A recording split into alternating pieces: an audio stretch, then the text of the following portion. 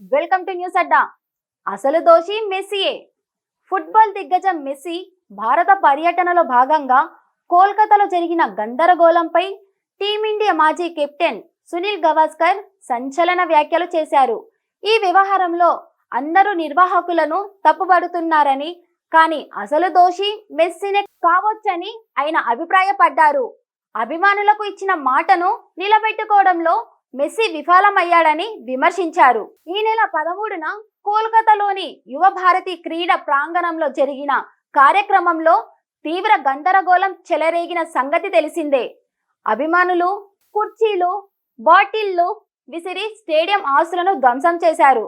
దీనిపై గవాస్కర్ స్పందిస్తూ, స్టేడియంలో గంటసేపు ఉండటానికి బదులు మెస్సీ ముందే వెళ్ళిపోవడం ద్వారా అభిమానులను నిరాశపరిచాడు. కాబట్టి అసలు దోషి మెస్సీ, అతడి బృందమే అని తన కాలంలో పేర్కొన్నారు. ఆ రోజు మెస్సీ చుట్టూ రాజకీయ నాయకులు, విఐపీలు ఉన్న మాట వాస్తవమే అయినా ఆయన భద్రతకు ఎలాంటి ముప్పు లేదని గవాస్కర్ గుర్తు చేశారు. మెస్సీ పర్యటనలోని హైదరాబాద్, ముంబై, ఢిల్లీ కార్యక్రమాలు సజావుగా సాగాయని, ఎందుకంటే అక్కడ ఇచ్చిన మాటను నిలబెట్టుకున్నారని గవాస్కర్ అన్నారు. కోల్కతాలో భారతీయులైన నిర్వాహకులను నిందించే ముందు ఇరుపక్షాలు తమ ఒప్పందాలను గౌరవించాయో లేదో పరిశీలించాలని ఆయన సూచించారు.